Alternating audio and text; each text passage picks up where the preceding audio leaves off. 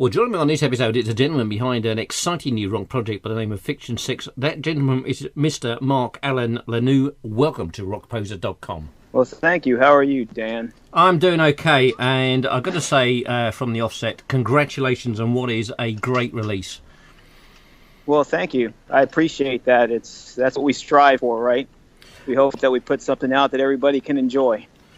Well, I mean, you really got, shall we say, a head start on the competition, because the guys who are also helping you on this release are a little bit experienced, to say the least. Just a little bit, right? Yeah, they're all wonderful, actually, and it's not just the fact that they're experienced and wonderful musicians; they're really wonderful people too. You think when people have done that much in their career, you think, oh, they might have a little bit of an ego. No, not at all. These people are really humble and wonderful to work with. I mean, I'm very familiar with two of the guys who've actually been associated or guests on this on my old radio show and on this website. I mean, obviously, Mr. Eric Regnault, who I always call the Swiss Army knife of keyboardists. Yeah, that's right. Different styles and all kinds of bands. I don't think I can list all of them, my friend. I said to Eric many years ago, I said, do you know what? It'd be quicker for me to name the bands you're not in. Very true. Very true. I'm sure he chuckled too over that. Yes, he did. Yeah, he's a great guy. I met him personally at Firefest a few years ago, and he's such a nice guy, and just a fantastic musician as well. As are, of course, the other guys. I mean, J.K. Northrup, who'll be very familiar to most of you. Again, another fantastic guy, and also did a fantastic job on mastering. I mean, something which, let's face it, he is in much demand for these days. Yeah, and where he works great is that, I turned it all over to him. I just said, look, you know what you're doing. I'm not going to tell you what to do. He's an all-around great and like jack of all trades in the studio, because he's a fantastic player. He can even sing some. He writes really nice songs, and his production is fantastic. You can turn it up to 30 and it's still clean. And I just love that. And he puts his heart into it, and he cares about output, and that says a lot. That says a lot about his work. So. Well, there is a real danger that for those of people who are familiar with the loudness wars, let's just turn everything up to the max and just create a big white block, where this album's got a lot more depth and punch to it. Oh yeah, by all means, and help with that is just like you're saying, are the musicians, like the drummer, for instance. Rory, he's a fantastic drummer. He went to the Musicians Institute. He's had multiple tapes out and played with lots of people live and in studio. And he's just a consummate pro. He sends tracks that are all set, really nice, well-rounded, and stuff. When I'm sure JK gets in and goes, "Oh, this is great," because then you can just go in and take quality stuff. When I got Tony Franklin's tracks, they were fantastic. It was so professional, really well recorded, well played. He's just he's phenomenal. I can't even say enough about him. He's on tops as far as bass players, in my opinion. So. I totally agree. The last time I saw Tony play, funny enough, he was actually playing in the Kenny Wayne Shepherd band, and just watching him play. I've got to say he's definitely got to be in my top 3 of bass players without a shadow of a doubt. I would agree. He's fantastic. Really great player. Well, going back to the album is entitled Tall Dark Secrets. When did you start putting this album together and getting the ideas behind it? Well, the ideas actually came somewhat quick. Is that it took over a year to do the whole thing, because obviously, just like you're saying, Tony was out with Kenny Wayne Shepherd touring. JK had his studio stuff he was doing, and Eric, of course, was playing and recording with everybody from Dante Fox to Joe Lynn Turner, you name it. So he was out and about. So I had to kind of work around schedules. The writing actually came in a block of inspiration, really. I didn't really prepare a lot of these songs up front. A couple of them were ones I was writing with my last band, Chasing Karma, which we kind of thought about, but never really came to fruition. And so those actually, the two that I was actually writing with Chasing Karma, funny enough, didn't end up on this release. because we went with 11 tracks, and I actually wrote about 15 and started recording the others as well. So those may end up on Fiction Syxx too. But most of the writing came around, like, for instance, it's a couple of stories. Tony was working on, he just got finished doing Welcome to My Nightmare on bass. And I asked him, I said, look, I've got this other track I'm going to send to you. I wrote some lyrics. And, you've got a lot of experience in this area, and I'd like honest opinion. If I send this to you, can you just give me your opinion? And it was so nice of him. He came back and he gave me his opinion. He says, basically, in a nutshell, he said, that's been done a million times before. I know you can do better than that as far as the lyrics and the vocal. And so I came back and I thought about it and I said, he's right.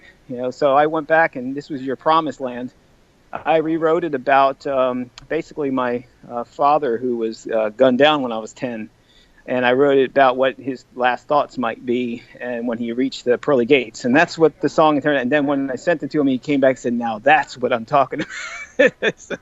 So it's kind of nice to have that, intermingling with the other musicians and reaching out to them and saying, you play what you feel. And when I send something to you, you respond back. And, I like to get that input. It just makes for such a better experience. So.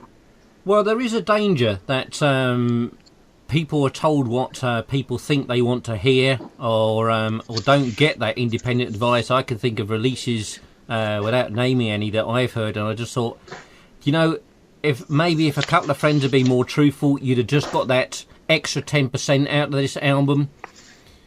Right. Where you've been, lazy's not the right word, but you've just not had that final kick up the arse, so to speak, to just sort of put the final polish on it. I agree 100%. And, why bother trying to tell other people that know what they're doing what to do? I'm not going to tell Tony, who's great at bass, on how to play bass, and I'm certainly not going to tell JK how to produce a record and Rory how to play drums, because I can't play a lick of drums. And I'm not much a keyboard player. As long as I stay with chords and I'm on the white keys, which are all natural, we're fine, right? But so I gotta turn it over to those people that's their thing. That's what they do well, and I'm looking at them for guidance for that area where they have that experience. So I'm just open to those kind of things, because I want it to be the best it can be. So. As regarding the sound of the album, I mean, obviously, when you read the notes that come out with advanced releases, etc., and when I first read the notes and it was said progressive hard rock mixed with nuance of melodic rock, I thought, okay, question mark. But you know what? I mean, I totally get it. When you listen to the album properly, I mean, sit down and listen to it properly, not do the usual 20 seconds and on to the next track routine that a lot of us are guilty of. Right. Right. There really are just a real nuances of each format, but they're mingled in so well. I'm not just saying this sort of butter up your ego, because I think you know me well enough that I would tell you otherwise. I would want you to rip me a new one and be honest, for sure. But there are just some real gems. When I first listened to the album, the first two tracks I thought, they're pretty good. I'm going to come back to those. And suddenly track 3, Toe the Line, absolutely hit me like a brick. That, I think... Well, that's great. That's got to be my favourite track on the album. I can't put a finger on why, but there's just something about that track. Yeah, I wrote that track, believe it or not, in 45 minutes. I'll tell you the story with that. Is I was talking to Bill Leverty, and also a wonderful guy. And I said, look, Bill, I said, I want, he was talking to me about, he's going to play a solo on a track, and I hadn't had one written yet. I was kind of dabbling around with one, and I said, you know what, I'm going to write a song just for you to play on, Bill. And that's the track I wrote after getting off the phone with Bill Leverty for him to play on. That's the track. And I just took an idea, which is Toe the Line, it has to do really with age and with love and, with family. It's, you get a point where you're towing the line, and whether it's you or it's your other significant other, it comes that point in life where you've done all your stuff, you've done all your things, and, one or the other may need that, once somebody has to step up and tow that line. And that's really what that song was about. And I wanted it to have that little bit of, catchiness, movement, but then have a little guitar movement in it, where there was some flavor in there. And then Bill just came in with that solo, which fits it, is so fitting for that track. It's just and JK put in some really cool slide stuff in the beginning. Yeah. JK is great because he sends me what he calls little gifts. Yeah. I'll send him a song. He goes, "Well, I did a little something on the beginning of that track, and I'll send it to you, and then you tell me whether you like it or not." And I tell him, "Yeah, like I'm not going to like it, JK, right?" So he sends it. So he sends it over, and I'm like, "Oh yeah, that's what was needed. That's it." And so that's what you were talking about earlier. All those little flavors from all of these guys that, kind of put that one little, that's the nail I was looking for to hammer down this lid. So as far as the mixture of styles like you're talking about I think that's really it goes back to how I feel about music in general. I find good and bad in everything. So there are certain things from certain genres that I really, really love, and it just kind of became this alchemy. This I like the progressive stuff, but I like the journey. I like the AOR. I like the melodic stuff. I like some of the heavier stuff. So Dream Theater and Queensryche and stuff. So. And Syxx, of course, I'm sure that's quite prevalent. I can't say I noticed. Just a little bit, right? So anyway, so coming back to that, that's really when that whole piece was being written. That's why we kind of had to bring that melodic with progressive, because it kind of has that almost like a little bit of a smooth roller coaster going through there. It does have those flavors, here and there. So. But what is nice is that again, there's always that danger that you're looking at what the music market is at the moment. Do you aim it for a particular target audience, or do you just go, hell, I'm going to do what I want to do, and because at the end of the day, it's my creation and it's for me as much as for the fans, which I feel is what you've done with this release.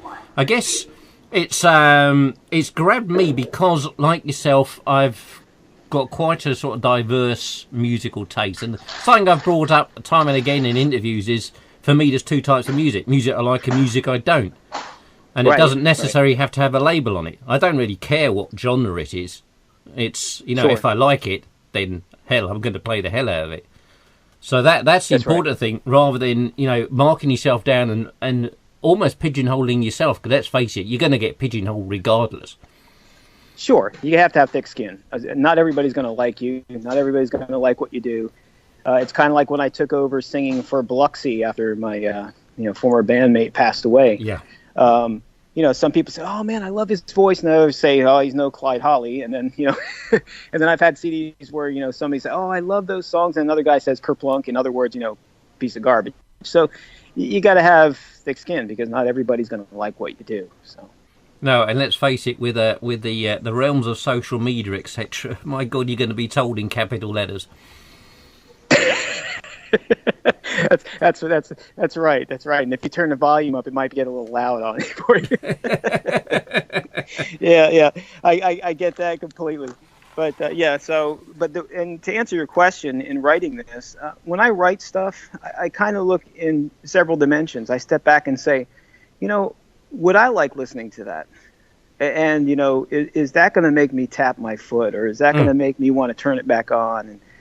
And then, I also put in bits of, I want to play this because you're not going to be completely different, because let's face it, everything's pretty much been done in a different context, and we have our inspirations. Of course. But you can do it in a way that, it's kind of like, Play-Doh. One person brings Play-Doh out. They may make the same thing you're making, but it's a little bit different. And so that's kind of how I approach the writing. It's just how I feel. I always want a storyline. I like the old school. You're writing a song for a meaning. There's some story behind it. The CD had a story behind it. The artwork has a story behind it. Everything has some context, some story to it. It's not just about going and running down the bar and slamming a beer and staring at chicks. Which there's a whole genre for that, and it's great. Sure. I've banged my head to it myself. But I wanted something that had more meaning, and then it's just the hope that people like it, and you put it out there and you hope that people love the music, and if they do, great. If they don't, well, that's part of being a musician and being in this business, right? So. Well, talking of stories, one thing which fascinated me on the notes was what was behind the name Fiction Syxx, which I thought was fantastic, and certainly something I had to ask you about in this interview.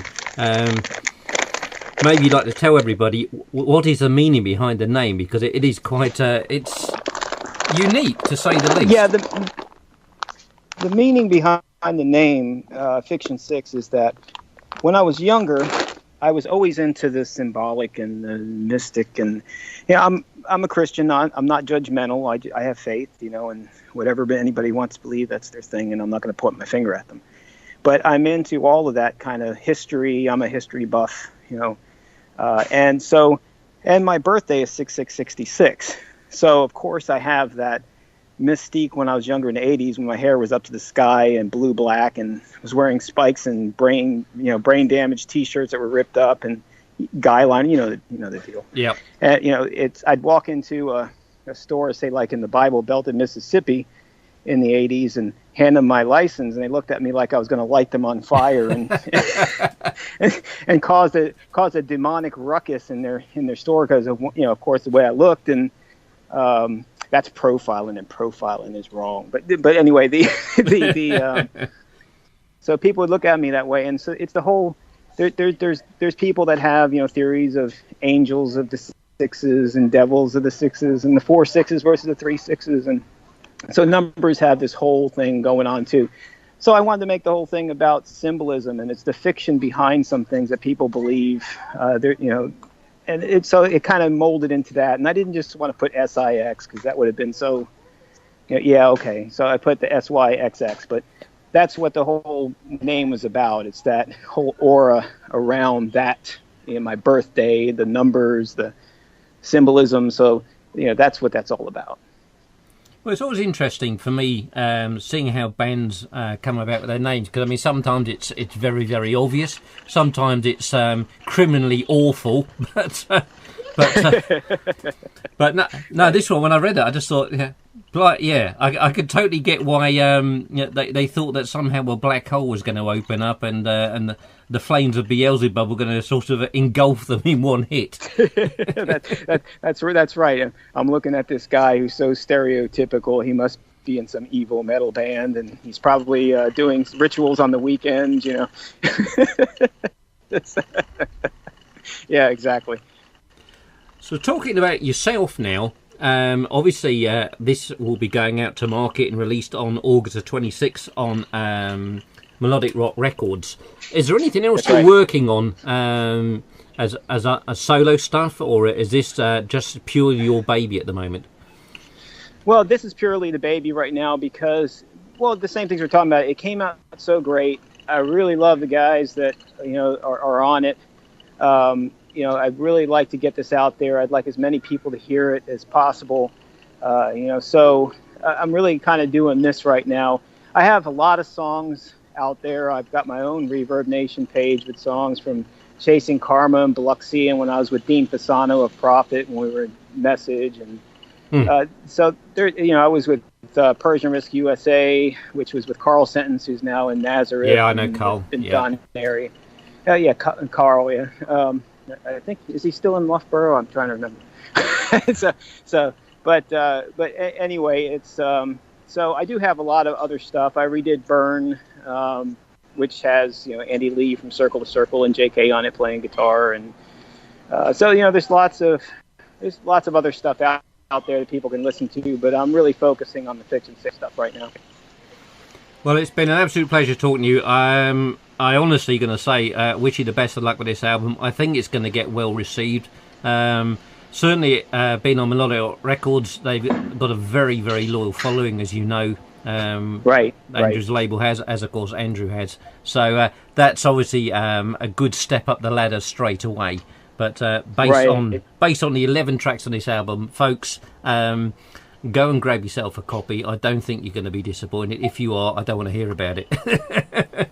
Well, thank you so much, mate. I appreciate it a lot, and I do appreciate also what Andrew's doing. And Andrew's been great, and thank you for contacting me and giving me the time.